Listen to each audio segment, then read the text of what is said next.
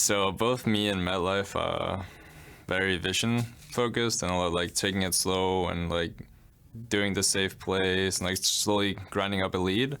With that, you also need to like play more aggressive because like just only getting small leads, if the other team like makes a predictive play, obviously you'll most likely lose the game, right? So what we're trying to build up is like more aggressive style, but always having the backbone of like our mid game and late game rotations are really good.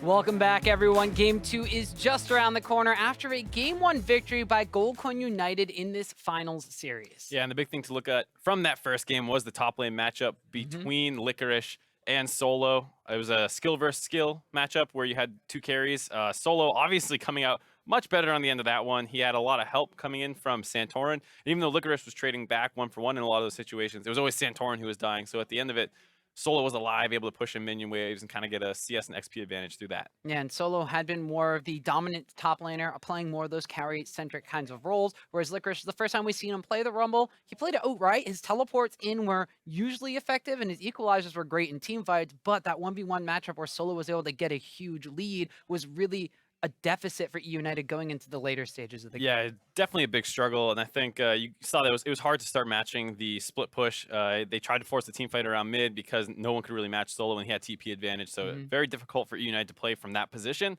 I like the idea that they went for, just hard force around mid. But that's one of the few times where you would have been like, oh man, having a tank with some extra lockdown CC would have been great for forcing that kind of fight. And I didn't see enough out of the Rumble to be like, oh yeah, they should definitely pick that again. But you have to be careful because Solo can play the Rumble as well. So if you just blind a tank, Rumble has a lot of great matchups in those kinds of situations. So very hard for eUnited to find a good draft for them. They are going to be moving onto the red side this time around, more counter picks. Maybe they can do something like that for them. And I got to say, overall, I like Goldcoin United's drafts for most of the Challenger Series, and I like the one that we saw in the previous game as well. Yeah, you already mentioned the fact that they were forcing kind of the Lulu Rengar trade, which one they were going to wind up getting and whose side, but they also wound up taking away the Caitlyn from Deathly. They wound up taking the Ryze away from Fox in the mid lane, and it promoted a lot of different matchups that we've never really seen eUnited kind of facing, and they didn't have the same sort of global pressure, and because of that, when they did wind up falling behind, basically off the back of that top lane snowball that Solo was able to get, they didn't have the proper responses in the mid to late game. Yeah, there's always a situation where whenever you start targeting the enemy team's champions and taking them for yourself, you have to ask the question if you're focusing too hard on shutting the enemy team down, but Goldcoin United showed that they were extremely comfortable with all those champions. Obviously, no surprise to see MadLife is good at Lulu. He used to have montages of him knocking people out of like Thresh Lanterns and stuff. It's something we haven't touched on a ton right now, but like, holy crap, MadLife's in the Challenger Series. That's true, but he's not going to be playing as Lulu this time because Goldcoin United banned away on the blue side, as well as the Shen away from Licorice and the LeBlanc away from Fox. Does look like there's going to be the Rengar ban followed by the Malzahar and Varus double purple bottom duo, and the Ryze being taken away right away there by GCU. There's no way they're letting Fox have that. Yep, and I like the Lulu ban. It does make the picks in the bot lane a little different this game around. You don't want to risk giving up, as it is one of the priority picks that people generally take on the red side. The same way that before Varus really rose to the #1 position where it became bannable, and it was just one of the best AD carries. You often saw people taking that first on red side because it's just very easy to grab it along with another priority pick. Lulu has taken that spot basically where when you're on the red side, just grab the Lulu. It's going to be a strong champion for you. So we see United not able to do that. They go with the Jace and the Karma. Yeah, the Karma going to be coming in for Zeyzal this time around instead of the Soraka, which has still been left open. So picking up the Jace as well, which was actually not selected whatsoever. I don't know if it was banned last game or not, but this is going to be a different style of play. We haven't really seen either Fox or, well, we've seen Licorice play it once, and unfortunately it was a loss for them, so we'll see if it winds up going in the top of the mid side. Yeah, and Goldcoin United going to grab the Graves. I don't believe it was targeted too heavily. I mean, it was banned out, I believe, in the second ban phase when eUnited was targeting those junglers away. But it was kind of surprising to see it even go, that unpicked. Usually when people first pick the Rengar, you see some kind of counter that they end up matching with. They didn't do that. And they're going to grab it this time, though, as well as the Ashe pick. Yep, so continuously denying some of the more utility AD carries from the pool of Deathly by selecting the Ashe. It's going to wind up putting Mash on something that is a little bit more utility focused as well. He's thrived on the Varus, which is, I think you'd mentioned, kind of ascended into permaban status more recently, and now the Ashe is going to be able to put down that lockdown on someone else. But now that it says eUnited, are they going to pick their second solo lane? Do they go for a jungler? They have both a jungler and an AD carry on the side of Goldcoin United, so those pools can be pinched in the second draft phase. There's going to be a lot of pools that can be pinched in the second draft phase. We see the Jace going mid now, basically, with the Rumble pick. That's almost a guarantee, unless you see some crazy Rumble jungle stuff. Or Jace ADC! Yeah, so obviously you have the mid lanes matched.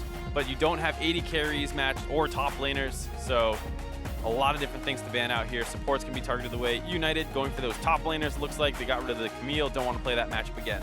No, so the Camille being banned away, the Lee Sin being banned away from Gilius. Don't want to put him on God Gilius status quite yet. The Rengar had been banned away earlier, so that does still mean that the Kazakhs could be available. Rek'Sai is still open. We'll see what they wind up banning away on the side from Goldcoin United. And the Soraka actually coming in from eUnited as well. So they know the power of that pick, and they do not want MadLife to have that. I mean, we saw Goldcoin United use it extremely effectively in the semifinals. We saw Zeyzal use it just in the previous game extremely effectively. So United doesn't want to give that one over. No surprise to see it banned away there. Goldcoin United going with the Ezreal ban, targeting more of Deathly's champ pool, though this time he might get his hands on that Caitlyn, which we've seen perform extremely well on before. And that would kind of synergize very nicely with the fact that they do have the Jace and the Rumble and the Karma, so a lot of poking and a lot of damage from far away could be what United wants to go for. Gilius does have a couple of things open in his jungle pool. He's played a wide variety of junglers. You kind of pigeonhole him into that carry-centric jungle style, but he's able to utilize that style on a variety of picks, and it looks like the Grog is going to be locked in for him. Kind of surprising to see the Gragas come out for Gilius here. It is have a lot of ganking pressure throughout the entire game. You have your body slam early on, and then when you hit 6, you're able to blow people back into your team. But I always thought when we saw the Elise, however, that made a lot of sense as well. Extremely aggressive champion. Goldcoin United not wasting any time, basically insta-lock in the Nautilus and the Nami. And now United get that last pick for their 80 carry. Not one of the best champion roles to last pick for. There's not too much that you're going to be able to grab. No, but it does look like they're hovering over that Caitlyn for a very long time. Although both of these pick phases now have seen a tank coming in for both of these sides. The Gragas being the one that United's picked up, the Nautilus for the side of Goldcoin United. So that already means it's going to be a little bit more of a front line than we saw in the previous match. Right, now that I'm thinking about it a little more, I'm wondering if that was slightly a pick away from Solo. A lot of people do play the Gragas into Rumble, and maybe they know Solo plays the Gragas pick, so by grabbing it in the jungle there, not only does it work as a decent jungler, but also works as a takeaway from the enemy's top laner.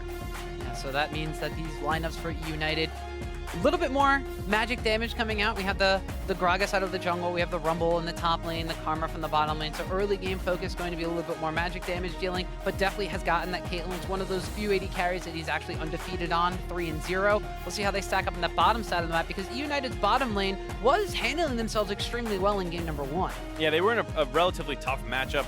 The Sivir not the best champion to play against Caitlyn. If anyone's ever done that before, it's not too fun. But they had the Soraka to top it off. Zeyzal mostly hung in the back, kept his Sivir healthy, and then they saw an early gank, were able to live through it. They were able to trade back relatively effectively with the summoners, and then able to play out the lane from there. They did fall behind after those BF sword purchases, but for the most part, did fine overall. Yeah, so as we see the coaches shaking hands and walking to the backside, it means game number 2 is about to get underway. Top lane matchup's also really interesting, because this is something we thought we would see kind of flipped around the other side. Yeah, I mean, we usually think of Licorice as that tank player. This time, once again on the Rumble, but against the tank, as Solo has taken the Nautilus. And overall, Goldcoin United have an extremely standard team comp, very strong overall. And eUnited going for a higher damage team comp, though it is nice to get a tank in the Gragas. Well, high damage and high aggression are the ways that United like to play the game, whereas Goldcoin United do like to play a little bit more calculated. So they've gotten themselves a decent composition for that. But we're about to hop into game number 2 for the Challenger Series finals now. We'll have to see, is it going to be Goldcoin United taking a 2-0 lead, or is it going to be eUnited uniting the series at 1-1? Yeah, a lot of United puns that you can make. You've done a good job so far, Tom, of not trying so hard not to. Yeah, you've done a good job so far. That one wasn't pushing it. That's a freebie. Not too bad. Yeah, that one goes free. We'll see what they do level 1. Mostly in the Challenger Series, much just like the LCS. Nothing too crazy. Not those 5-man stack invades that we used to see back in the day. Now, something that we haven't mentioned is the fact that Goldcoin United, throughout the Challenger Series, oftentimes took a little while to kind of warm up. When they were going forward with these games, they wound up splitting a lot of games into 1-1 ties, and we always kind of had the ongoing joke of Game 1, Goldcoin United shows up and warms up the team, and then Game 2 comes in and shuts them down. This time it's Goldcoin United taking a series lead. We saw what happened in the semifinals when that happened. It was a 3-0. eUnited are going to have to put the brakes on them here. Yeah, and we saw that a lot of the aggression early on and the plays were coming out of eUnited in that first game. And for the most part, Goldcoin United was reacting to them. So maybe it was eUnited forcing Goldcoin United to skip their kind of Game 1 style and get right into the series. And I mean, for the most part, Goldcoin United held up to that pressure. It's true. Goldcoin United was very good at absorbing the pressure. We'll have to see if they're equally as good at exerting pressure, although their composition, as you did mention, a little bit more standard, won't necessarily have to be as early game focused as the side of eUnited, who with a Jace pickup in the mid lane definitely wants to get Fox snowballing. It's kind of their game plan to go to anyway, but specifically with this Jace pickup, the early and mid game is really where you want to get them online, and it gives them one of those split push threats that kind of match Rise towards the later stages of the game. With Exhaust, Jace is basically one of the strongest mid laners available. It doesn't have any bad matchups per se, and go aggressive if he needs to. I expect to see Gilius making a lot more gank attempts mid lane, just like last game. That's a spread. Yeah, crazy prediction there, Mark. No, but top side of the map is going to be where I'm putting my focus on. We said already, you talked to Broken Shard, he said Licorice might be more of a carry player than a tank player.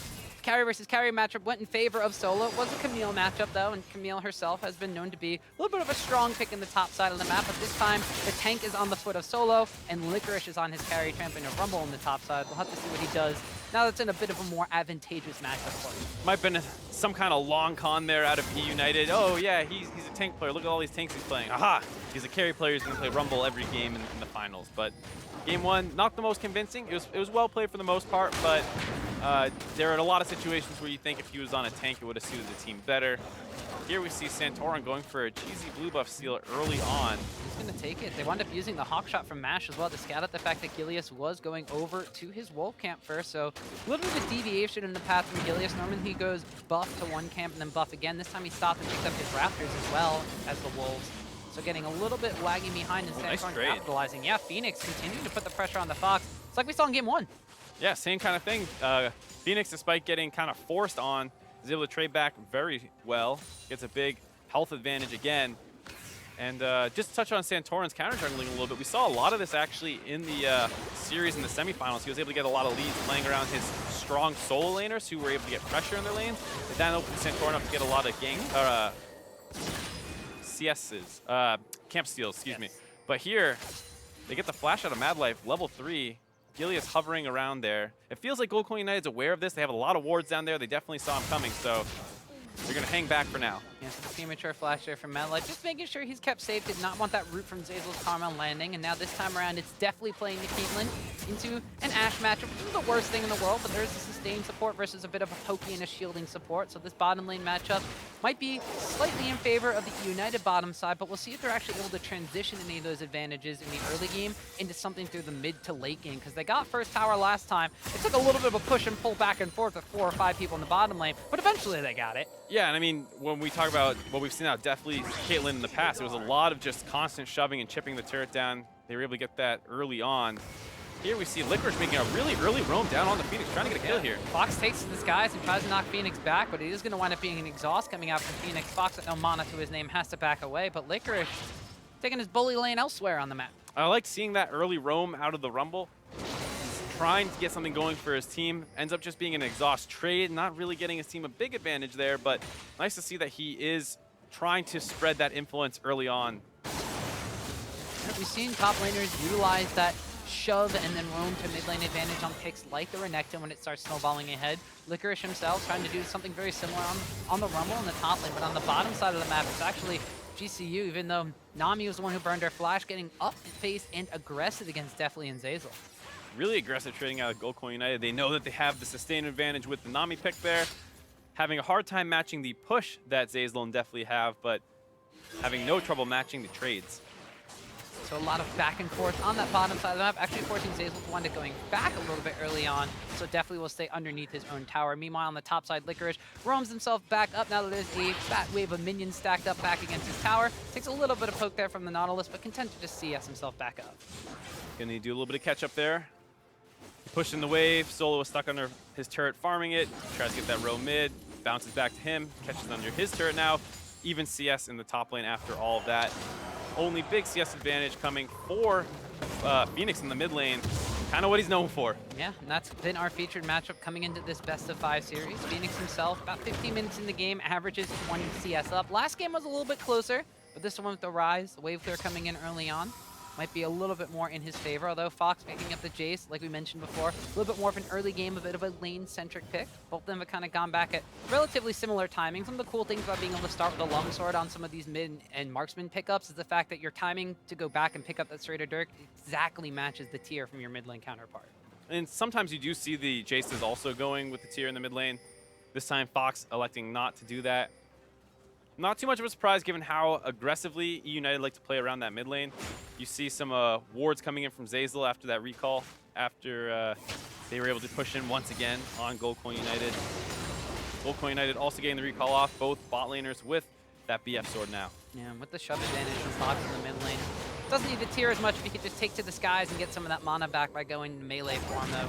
Should be a little bit careful. Phoenix, level 6 now, has actually gotten his realm warp. Santorin, in the meantime, despite a little bit of early counter jungling against Gilius, has kind of been content to sit back on his own side of the map and do his crazy kind of thing. Very fitting for Santorin's playstyle. He likes warding, he likes clearing out the camps, he likes dealing damage in the later stages of the game, but he's really about that jungle control and kind of being a threat in the later stages of the game, making sure his lanes are safe early. Talking about playstyle of junglers, I'm kind of still surprised to see the Gragas pick for Gilius. It made sense if you're trying to take it away from Solo a little bit, but it's not a very scrappy jungler. Can't really go in there and just duel the enemy jungler easily. As we see another big trade down the bot lane here. This is where scrappy things are going, as the teleport's being channeled for Licorice. He's level 6, so he's going to come in with this Equalizer. The exhaust is down onto Mad Life. The Equalizer cuts him off, and Zeyzal's there as well as definitely First Blood United.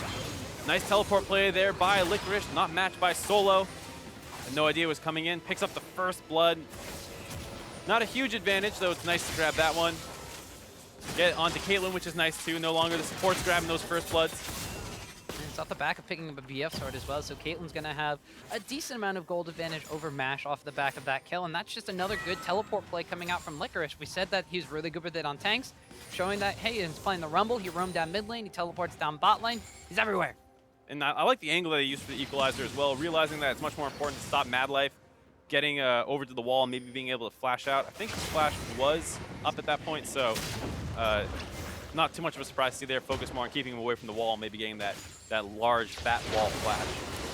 Meanwhile, in the mid lane, you see Fox taking his blue buff from Gilius, and as you did mention, Gilius on this Gragas pick, not being as aggressive as he was on the Rengar, not being as aggressive as we've seen him all throughout the Challenger Series, and a lot of this focus has now kind of been on the 3 rookies and their synergy for eUnited rather than this mid-lane jungle EU duo. Right, and I think a good example of that was when he put the ward at that wolf camp and it spotted out Santorin, wholly unable to really go aggressive as the Gragas pick. It's like we said, not the scrappiest jungler, quite the way you might see out of things like Rengar, Lee Sin, Kha'Zix. So I'm going to be curious to see if eUnited can use it well in the mid-late game. It also is a little tough to play with a Rumble. Obviously, there's some inverse synergy there where, you know, Licorice will want to layer his ultimate on top of multiple members, whereas Gilius is going to be trying to blow people around all over. So it can be hard to play this comp out, given that there is that kind of inverse synergy. We'll have to see if eUnited are going to be all on the same page when it comes to that team fight stage, or if it's just going to be a fact that they may use that explosive cast to blow this game wide open in their favor. eUnited has been known to be extremely aggressive and like their early game advantages, but Goldcoin United has been pretty good at absorbing that pressure. In game number 1, when it wound up crossing that 30-minute mark, like the analyst desk was saying, it's turned into Goldcoin United's favor. eUnited just kind of seemed to slow down, didn't exactly know what to do, but it looks like in this game, they're going to try to focus that bot lane. Yeah, they're down teleport. I'm a little surprised in trying to force around this. Here we see Solo start coming in, and the roam is being matched by Phoenix and Santorin. This could easily get turned around if they're not careful. Yep, Solo winds up teleporting in. They're still over by the tower. The depth charge comes out, but a flash away from Fox. They turn on to Solo, but he's not going to go down. Now a flash forward from Phoenix. He winds up locking down onto Fox, and this is going to be a kill over to Santorin. A flash away from the bubble from Definitely will keep him alive, but GCU turns it around. And there you see the over-aggression by eUnited turn back around on them. They knew that was coming from a mile away. As soon as Fox left the mid lane, they could see that Santorin and Phoenix started roaming down to try and match that. Solo was able to get far enough away from the Rumble they could get the TP off. And still got chunked out a little bit for doing so, but Rumble really has no way to stop him from getting down there. And so here you see Mad Life already checking to see that coming over the blast cone wall. Is able to try and negate that engage. Mash has the arrow. It's already been turned and stopped. Now you see Solo on the side coming in at half health because he was chunked out a little bit, but not really able to get onto anyone. Good heal there by Mash to keep him healthy. And after that, because they weren't able to, get Solo down right away, it's hard for them to kill anybody. and Gold Coin United picks up a kill there.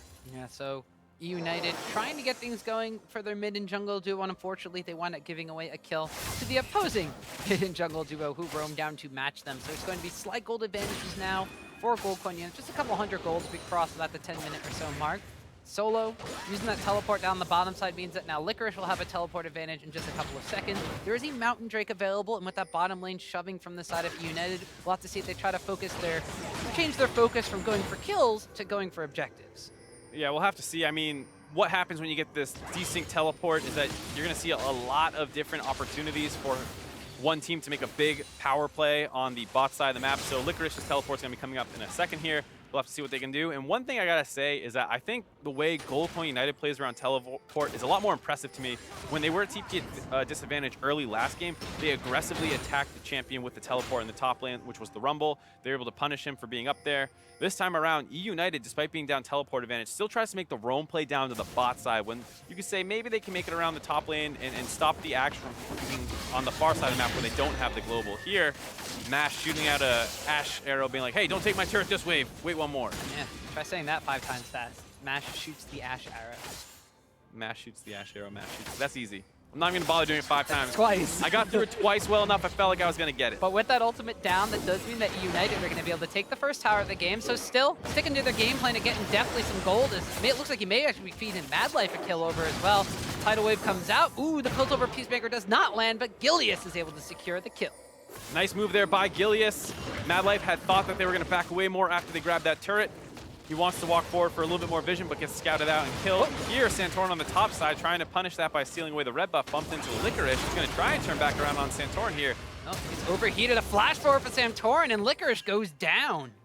Not quite knowing his limits there on Rumble, gets blown up by Santorin. The fighting's not done yet, though, as eUnited looks mid a little bit. Yep, Fox gets a shot blast and a gate combination onto Phoenix, but Phoenix fancies himself a little bit of a 3v1 situation here. That's exactly what I was talking about with Phoenix. I mean, if this dude thinks he can fight, he will try it. No reason to back off if he doesn't think he's going to die or might be able to pick up a kill himself. That was one of the concerns coming into the series was, is Phoenix going to try and fight Gilius and Fox by himself all the time, or is Santorin going to be able to match? And for the most part, Santorin has held up.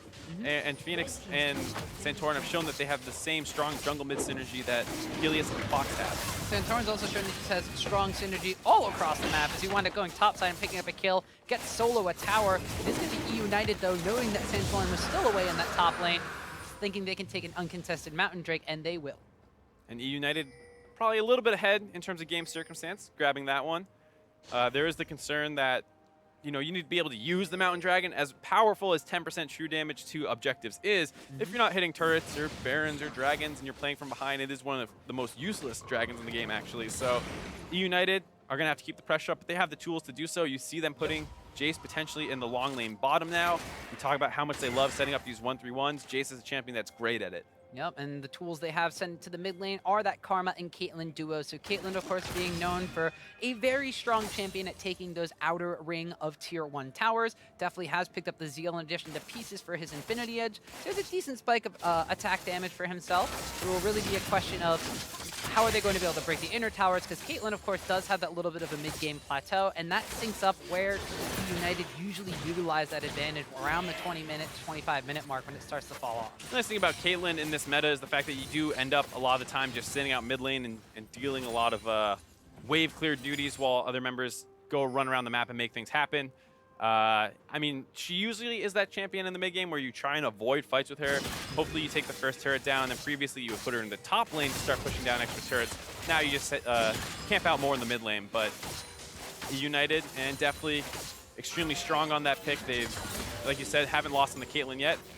So Gold Coin United, pretty difficult opponents. Yeah, very true, but definitely has his comfort picking Caitlyn, and that's kind of the duties that United has stuck definitely on. He's very content playing wave clear AD carries. He's very content managing these kinds of things for his team. When people like Licorice try to make teleport plays, although this one he didn't teleport in for, he's going to get locked up. Equalizer gets thrown down. He has to flash away from it, but on the top side, the EU crew find themselves a Santorin in their jungle, and they're trying to get the Graves down. He dashes away, uses the Blast Cone, but Fox is going to get one last auto attack in for a kill.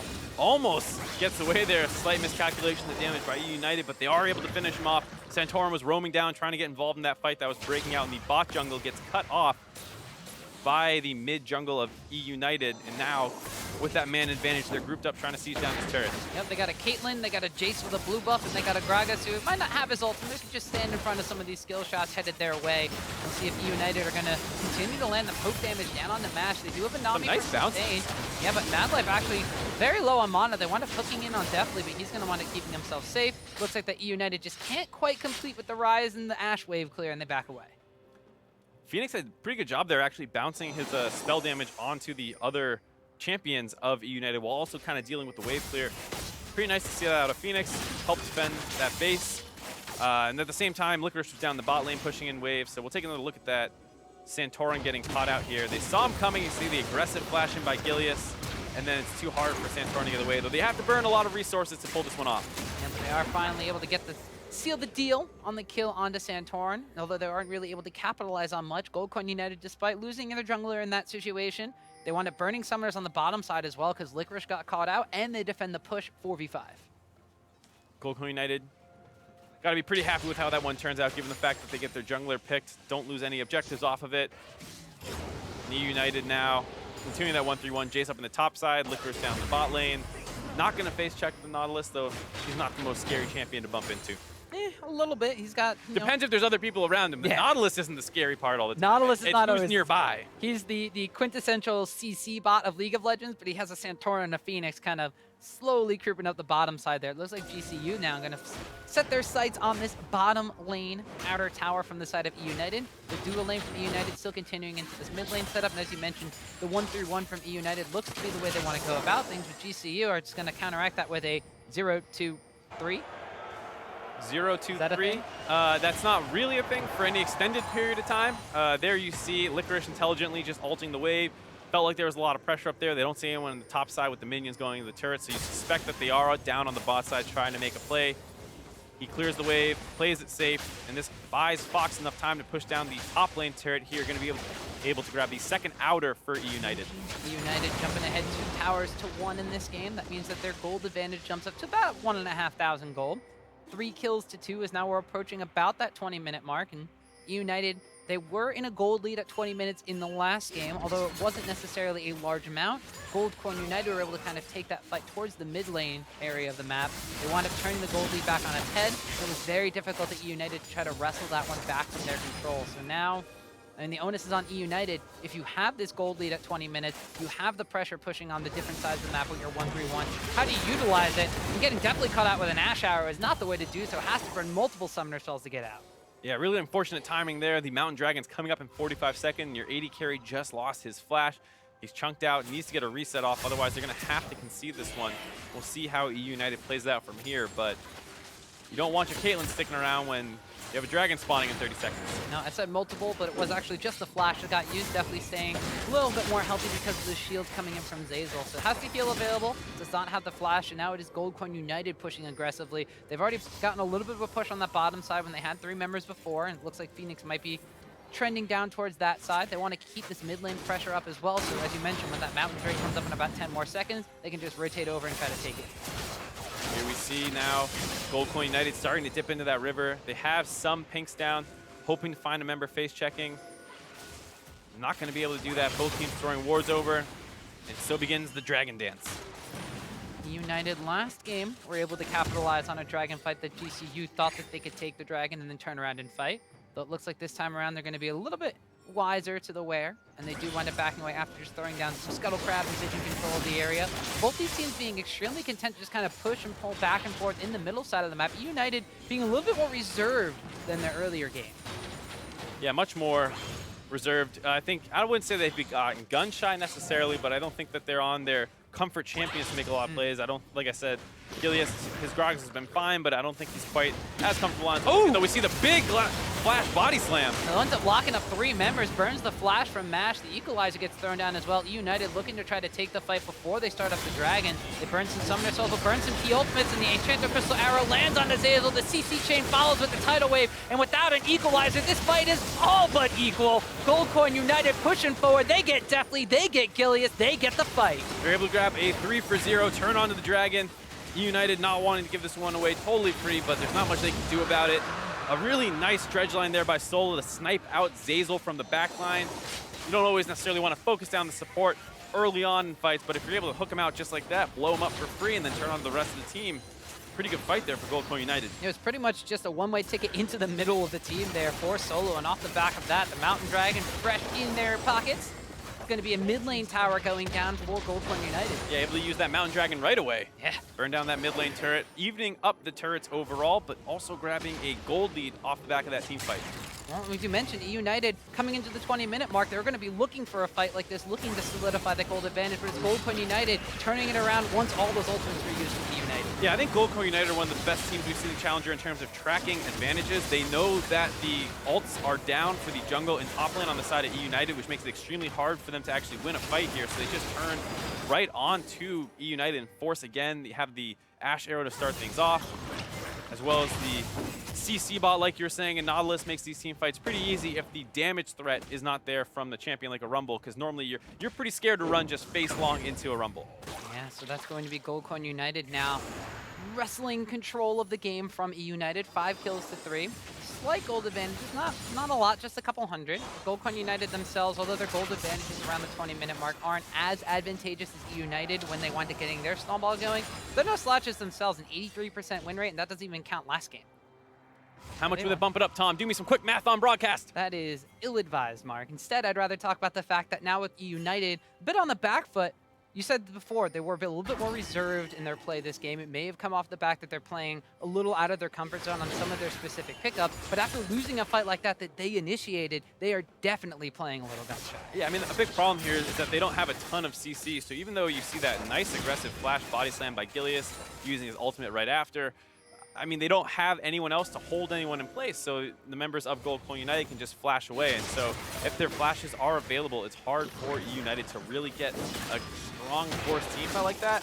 They're going to work a lot better when they're able to kite back the Karma, the Caitlyn, Rumble to an extent, even Jace are all champions that love having to disengage team fights, and Gragas can be used to help with that as well. We see there, though, when they use those tools aggressively, that allows Gold Coin United to open up extremely easily onto their team comp. As soon as the Ash Arrow hits someone, you can probably kill that person easily enough. No Zanya's available for Licorice yet, so everyone's basically squishy aside for Gilius. And without an ultimate, how does he really disengage once he gets CC'd? Yeah, and that's one of the problems eUnited is facing here. Their ultimate combinations aren't necessarily as powerful for turning fights around as Gold Coin United's are. They have the depth charge and the dredge line coming out from the Nautilus. They have the Ash Enchanted Crystal Arrow. They have the Nami title even. Hey, even if eUnited are able to live through all of that, they still have the Rise ultimate to reposition them in the middle of a fight. So Gold Coin United, despite the gold not necessarily showing they have a extreme advantage in this one, are definitely favored as this game goes later and later. They still have the Rise scaling up. Ash herself is no slouch in the later stage of the game. They have Graves to provide a lot of damage. And eUnited do wind up having that Jace pick up where while he can wind up split pushing and maybe taking people one-on-one with that exhaust, isn't necessarily the biggest damage threat once people start building up armor, start getting over the hump of the fact that those shock blasts do a lot of damage. It is surprising, though, to see eUnited still basically the one dictating the action here. They group up around mid lane, they get some chunk damage onto that turret, they break away before Gold Coin United can properly respond. There's not really anything for them to focus down as they already have the top lane outer turret. Phoenix just pushing that one in, and this is kind of the criticism that we had of Gold Coin United coming into this series, is that when they do get leads, it feels like they're unable to really press that lead and force down onto the enemy team. They get good vision control, they make sure that they don't give up any random picks and things like that. And for the most part, they're able to secure a lot of objectives, but it's a slow and steady grind, like you heard Santorin say. Well, that's what they call themselves, a controlled play style. We sometimes say it's a little bit slow. That's why they have the second highest average game time. Yeah, and even in the clip, Santorin was saying that they want to start playing more aggressive. This is a game to do so. You have a lot of tools available. You have an Ash Arrow, a Realm Warp, Teleport, Nautilus, so you should be able to hopefully find some pickoffs while this enemy team is set up in their 1-3-1, but Gold Coin United have not really found the chance to do anything with that yet. Well, eUnited side does have a little bit of scary team fight potential. If you wind up trying to collapse on somebody, they do have the tools to kind of reposition you with the Gragas explosive cast. They have an equalizer to kind of cut off escape routes or fight into a small, narrow corridor. That equalizer can completely turn fights around. So Gold Coin United sticking to their guns, playing things slowly, playing things intelligently, although it has slowed down this mid game now. It's been about almost 5 minutes since we've seen the last kind of fight, and that was when the dragon wound up going down and the tower falls. The next dragon's going to be spawning in about a minute, and we'll see if that's the spark to kind of ignite which team is going to want to pulling ahead here. It is the Ocean Drake, not as strong. Maybe not a spark, maybe just a wet. Yeah, who knows exactly. what it's going to do. So we see eUnited once again wanting to pull the trigger here, opening up on Solo. Yeah, they're going to use the explosive cast. Knock Solo back into team. He gets a knock-up on almost everybody from eUnited. Licorice gets pulled in. Gilius gets dropped down. Licorice has completed the Zanyas and goes golden, but it has to flash out immediately after that one. Mad Life has dropped extremely low, but it's going to be Goldcoin United drawing first blood in that fight. Yeah, they open up onto the tank of the enemy team. Solo is happy to be the one absorbing all of those ultimates. He gets jumped in, bumped into the team, doesn't even have to flash out, just sits in there happily, and then eUnited's able to turn and melt down the Gragas, not nearly as tanky as a Nautilus in the top lane. So once again, eUnited trying to force some action, but it's not really what their comp does best. And Goldcoin United on the other side is happy to just sit here and scale up. Yeah, so Goldcoin United get the bot lane pushing with Santorin, shove out the mid lane ever so slightly, and with the Ocean Drake now on the Rift, looks like that's going to be where they focus down. eUnited a little bit more scattered across the map, deciding to send Jace back into the top side. They know they can't contest this. They want to A free dragon there for Goldcoin United. Like we said, the Ocean Dragon, not the most impactful thing, but still pretty happy to grab that one after taking a look at this team fight here. Yeah, and everything gets used onto Solo, and as you mentioned, he's content to get engaged on, even gets knocked into the backline there with the explosive gas. Yeah, and he's happy to be there. So Licorice does a nice job trying to turn, burns down a number of members of Goldcoin United, but not actually able to finish anyone off as they don't have any CC to lock them in here. eUnited starting up a pretty aggressive Baron, going to turn off that one. I don't mind that idea too much, you know, just start it off, see what happens. Okay, the enemy team saw us. Let's get the hell out of here. Don't overcommit to the call. Yeah, so that's going to be United backing away from what they thought could potentially be a sneaky Baron attempt, but Goldcoin United reacting appropriately. And now it's really up to United, like, what do you do from this point? The thing that we criticize them for is they don't necessarily have the best overall macro play when they wind up falling behind, not just in goal, but just in tempo for the pacing of the game. So they continue to try to force these fights. Fox himself had been very lane-focused as just a mid laner in general. When he has the Rise, he has the ability to roam into things because of his Realm Warp potential. When he's not on a champion like that, he often has two mindsets. It's either continue following Gilius and continue to force fights, or just kind of AFK split push, and he's kind of been caught between both of them this game. The other difference, too, is the fact that he usually has a lead when he's doing this. Gilius has generally snowballed him, and he's able to take these 1v1s. Here, Phoenix proving to be a very difficult opponent to get those kinds of leads on. They haven't really done that yet. So they haven't quite had the opportunity there. Mash gets chunked out a little bit. Looks like he got caught off in that rotation. Yeah, they used explosive cast, but he did wind up burning a flash. But now it's going to be Phoenix that gets turned upon. He winds up popping Sarah's Embrace shield. Going to be pretty tanky. He's going to end up using the Zanyas and the Realm Warp to get himself the heck out of dodge there. So eUnited thought they found the fight, but the Realm Warp gets Phoenix out. Yeah, a little risky there by Phoenix trying to turn things back around. He does have to do the golden teleport to get out of there. Now we see fancying himself a fight. They wind up hooking down onto Licorice. eUnited, they've already used the explosive cast. They still wind up having the equalizer available. Goldcoin United thinks that they want to start up this fight. There's the Ash Arrow. Nami Tidal Wave hits nobody, but it forces Licorice to go golden. The equalizer goes down, and this could be what eUnited's looking for. Fox jumps onto Santorin, but he's barely going to stay alive. The front line goes down as Deathly picks up the first kill of the fight, and now they're collapsing onto Phoenix. eUnited this time around, with one ultimate left, are able to turn the fight onto GCU. Really well played by Licorice there. He eats the Ash Hour early on. You have to be a little scared about getting focused down. He's able to get his Zanyas off to dodge the Tidal Wave. And there, eUnited's able to turn. This is what I was saying. eUnited's team comp fights much better when they're dealing with getting engaged on. They're able to win that team fight, and off the back of it, grab a Baron just 30 minutes into the game. That's going to be Goldcoin United this time around. Potentially getting a little bit overexcited. They saw that the explosive cast was used, and in the previous fights, once those ultimates from eUnited were down, they're able to completely turn the fights around, but they forgot about Licorice's equalizer. Right, I think the big thing is the fact that usually when it's Gilius starting a fight off, he's in the middle of the enemy team. Here you can see he's all the way in the back line, so they're not able to burn him down at the same time as eUnited's burning down Solo. There, Licorice, good Zanyas, good equalizer, able to keep himself alive, and then eUnited's team comp just wants to hit the closest threat available to them. They have a ton of damage, and as long as you're able to hit the enemy tank without giving their backline a good target to focus, you can come out and win a lot of these team fights. There, obviously, Goldcoin United wants to open up onto Licorice, but he's Zanyas. He's invulnerable for that time. He has a Flame Spitter, an equalizer out. It's hard to get onto him, and during that time, your tank and Solo is getting focused down. So eUnited's team comp much better in the counter-engage situation.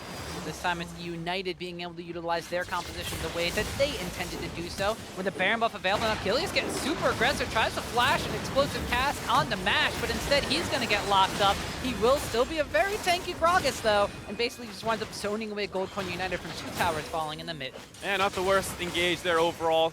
Trying to snowball their lead as aggressively as possible. Kind of what you expect to see out of eUnited. If he's able to get a big play there, maybe they can take their first inhibitor. I like that aggression, but a little bit too much there, forcing them to back away now. They will still have their Baron buff up for a good amount of time. So we'll see what they choose to do with the rest of it. While the rest of eUnited recalls away, Fox will go down to the mid lane, get a little bit of a shove off there.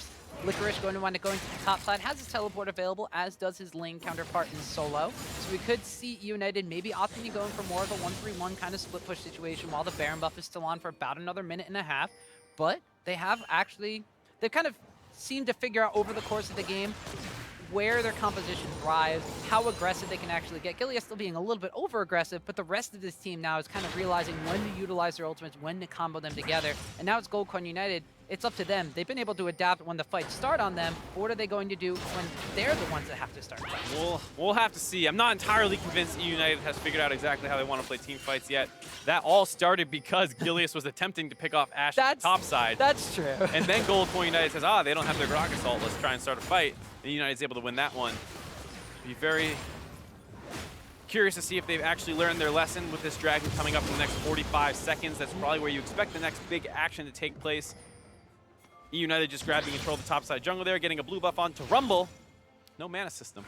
No, but I was gonna say maybe his cooldowns come back up, but he has the equalizer ready and available, so. And then you just overheat more. Just stealing it away, that's all. Just Yeah. denying resources. They're gonna continue to utilize this Baron buff for the remaining 30 or so seconds that it has on it. GCU, I said, how are they going to wind up engaging? They're probably not gonna do so while the Baron buff is still available, so they just have to kind of sit back and roll with the punches here, not take too much poke damage from a Caitlyn and a Jace off to the side with this Baron buff. Definitely a situation that United wants to be in, forcing the enemy team to sit underneath this turret, makes Jace off in the flank on the side there, able to land a lot of poke. You see him just chunk out Phoenix and Santorin easily. And that allows him to grab the turret here. Ooh. United looking for more.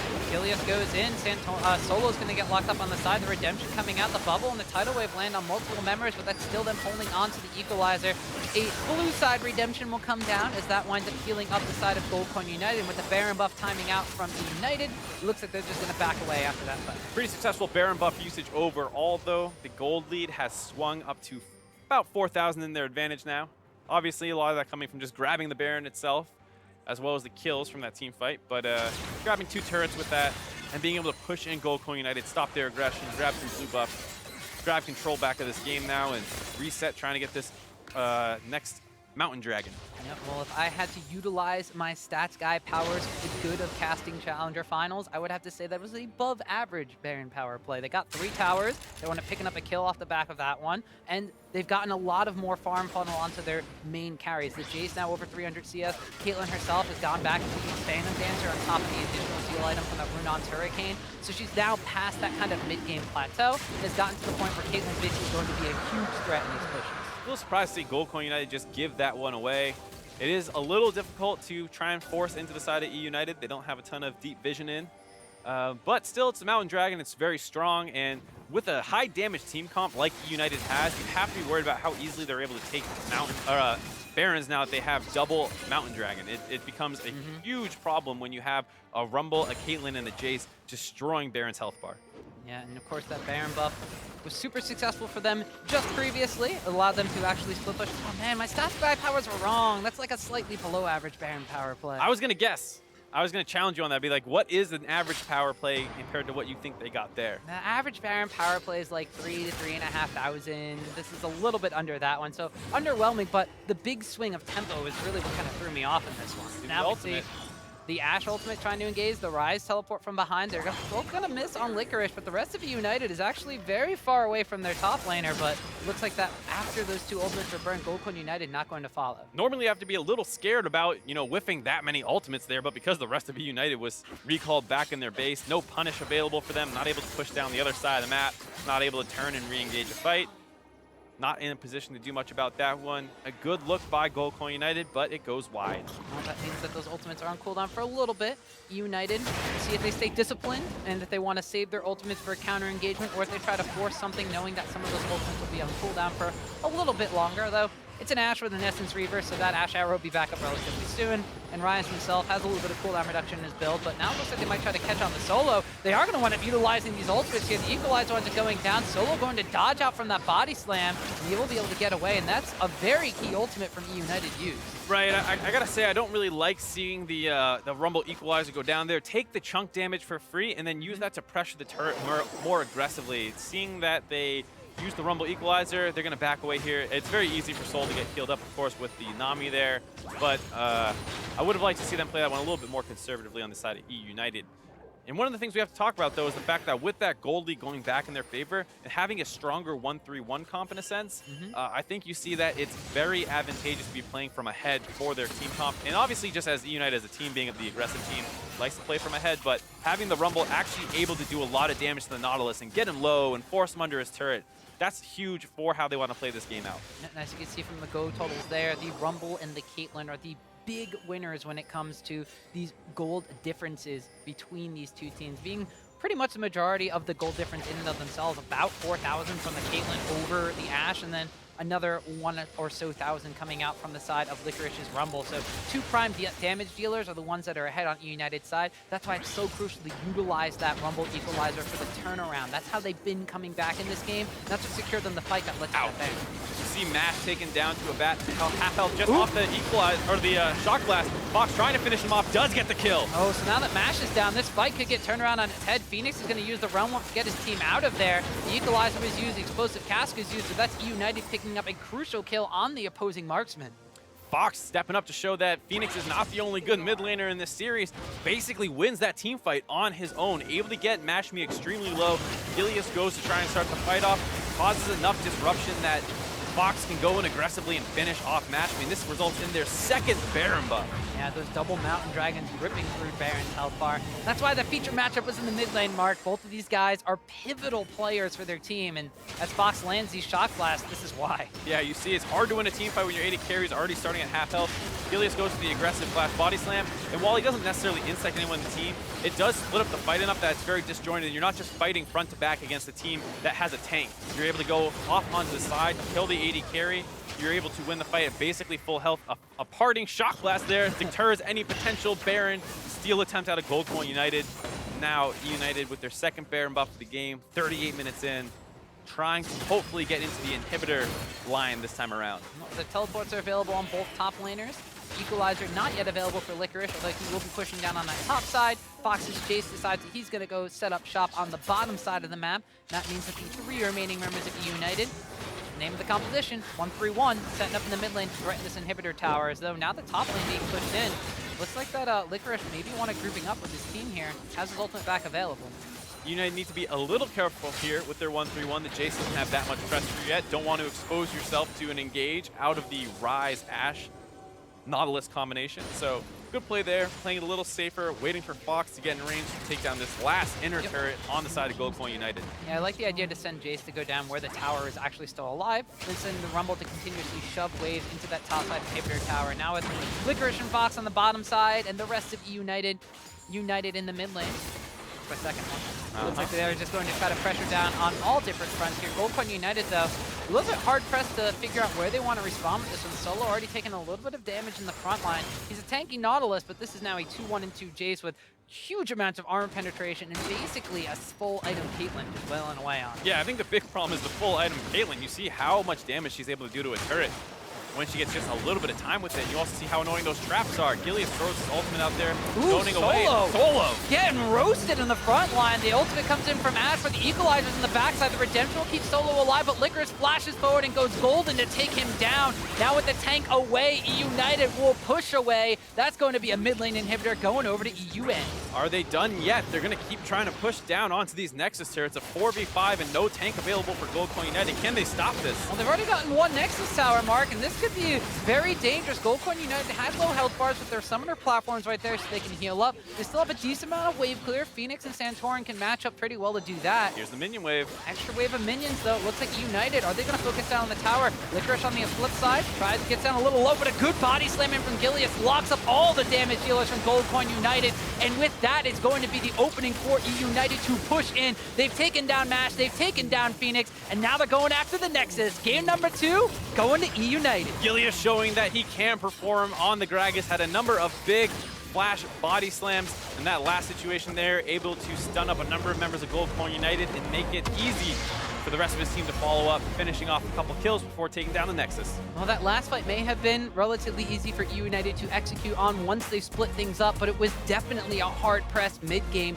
Goldcoin United looked to have the upper hand on eUnited for the first 20 to 25 minutes, but as soon as they overextended a little bit, as soon as they went after a fight where there was still the equalizer available, it just completely snowballed back in the opposite direction. I mean, that's the big thing about when you take these high damage team comps is that as long as you're relatively even, slightly ahead, they were slightly behind that team fight that they won, but they have so much damage available that if you're not able to instantly kill anyone, your tank still dies really fast. So Solo got focused down while Licorice was mostly invulnerable with the usage of the Zanya's Hourglass, and then it's really easy for them to chase through the rest of the fight. Yeah, and without the Karma on their side this game, without the Lulu or the Soraka available to them, they had a difficult time kind of keeping those key members of their basically their front line alive. We saw Phoenix without a little bit of the sustain, without necessarily having the tank alive in every single fight, wasn't able to dish out the same amount of damage on Rise that he was in game 1. And you got to look at the fact that a lot of those aggressive plays while Goldcoin United had a gold lead were still mostly being forced by eUnited, and they had plenty of tools to try and get an advantage. We talk about the Rise, Realm Warp, being able to set up map plays,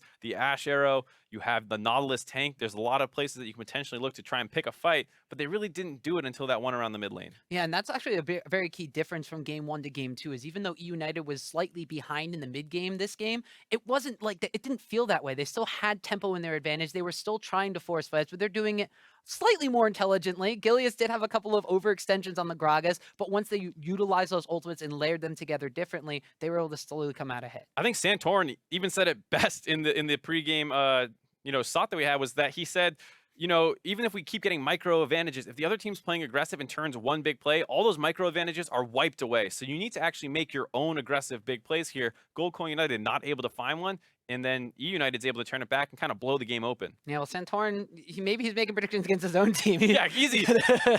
You got to kind of shore up those holes there. But for a deep dive on that game 2 win, let's check in with the analysts. Thank you very much, Tom, and everyone else here. So let's talk about the fact that, hey, we got the win coming in for eUnited. They're both United. My brain right? just like AFK'd on this one, of course. Yeah, eUnited. So it means we have at least a game 4. That's exciting. I always love seeing more games. And let's start by talking about team comps. I think it's always very exciting and interesting as well. One thing that stood out to me quite obviously was the fact that Gragas Jungle came in to get a tank for the lineup. Yeah, exactly. It was for the tank, and I think that this is really great because you have such good laners here on eUnited. When you have Fox, you have Deftly, and then you also have your top laner, Licorice. So when Licorice is going to play the Rumble and not the Shen, which is constantly banned against him because he's so good at that champion, well, you have to have a tank somewhere. Last time they picked the Rengar, and it didn't work out for them for the Cassiopeia frontline because he's a diver. The Gragas is more of a disengage for your good carries and make sure that you can keep people at a distance, but you can choose your fights as well. So it was kind of like when they're engaged on by a Nautilus, they kite back, they play the team fights better that way, and they were able to play that win condition. Yeah, and I also loved in the ban phase where love teams who do this. They last pick the Rumble in the first round.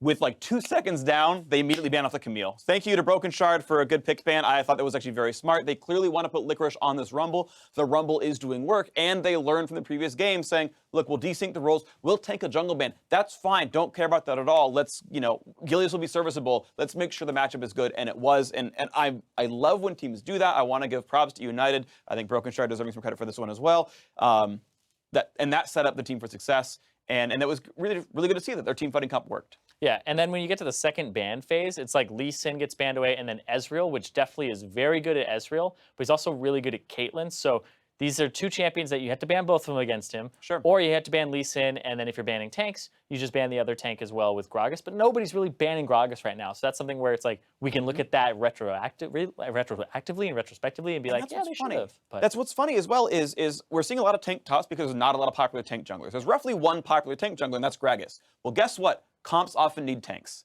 Like, I think, we're going to get into a world in a couple of weeks here where Gragas becomes more and more and more of a top-tier champion because you need a front line for most compositions. I want to move forward and actually talk about how the teams overall played. We've got a full-screen graphic of how the game played out gold graph-wise and damage graph-wise because I want to start talking about the bot laner here for eUnited. He's been putting up so much work, definitely on the Caitlyn. See the damage graph there? Like, he's out damaging everyone except the poke as Jace. This is a really big deal because Jace is often not a great team fighter, but the persistent damage output from this Kate, real big deal. You talked about banning the Kate and the Ezreal. They didn't do both. Yeah, definitely those are, I believe, his two best champions at the moment. Yeah. He was in the North American Scouting Grounds, and that's how he kind of got picked up. He played 2 games with Phoenix back in the day, both losses, but like this guy did get picked up by this team, and he has been performing quite well as one of the rookies on this squad. And I think that definitely is one of the slept-on guys because there is Gilius and Fox who are veterans on this team. But then there's also the top laner Licorice who has had those standout performances on tanks. Not so much on the carries just yet, but this is a series that he's showing that he can play now. Yeah, this was a pretty good game from him, and I gotta say, like, the team fights were pretty good. So, I gotta give props to United for actually winning in the mid game and whatnot because the early games have been rough. The next thing I want to kind of break down is the mid lane matchup. It was our featured matchup coming into the day, and I feel like Phoenix is generally getting the better of Fox. You're seeing the CSD. This is from game 1 and game 2. This is the average, by the way, which means total he's up actually 31 minions at 15 minutes, and the gold difference is up there as well. And I feel like Phoenix is actually bashing Fox in the mid lane. Yeah, even in the Cassiopeia-Ryze matchup, which is typically Cassiopeia favored, Ryze was smashing him. He was smashing him. The Cassiopeia was like underneath turret. Phoenix is like, you can't really do anything here, Fox. So what they're doing is they're taking away the Ryze from Fox, but Phoenix is playing it in the laning phase better than pretty much anything that Fox has been able to pull out yet. And when I was watching Challenger earlier, there was a sound on tape about how Phoenix is so hard to read because he's such an aggressive mid laner. And most mid laners will be aggressive only when their jungler's there. So you can't tell when Santorin is around because Phoenix doesn't change his behavior because he's always pushed up. So he's kind of playing it the way like Faker was playing it at Worlds where mid is just such a centralized part of the map that if you push it up, it's much harder to gank it and guarantee that there isn't a counter gank coming because there's routes in there that people can come in. So pushing it up isn't as risky as a lot of people make it out to be. Exactly. Santorin's always going to be somewhat nearby, and Santorin's just generally been playing the jungle very well early, just in general. So, yeah, a lot of props to give to the early laning phase of GoldCoin United. But we're seeing those mid-game teamfights work out. And we have some replays to bring out as well if they are ready. eUnited with a 2% turns and a Baron, very well played. With Gragas already low, they win the fight anyway. Yeah, this is like the equalizer that turns it all. Licorice is baiting a lot here. The team is able to reset afterwards. And then that is just a very good equalizer that will split the fight. Nobody can really help that front line who just gets shredded down.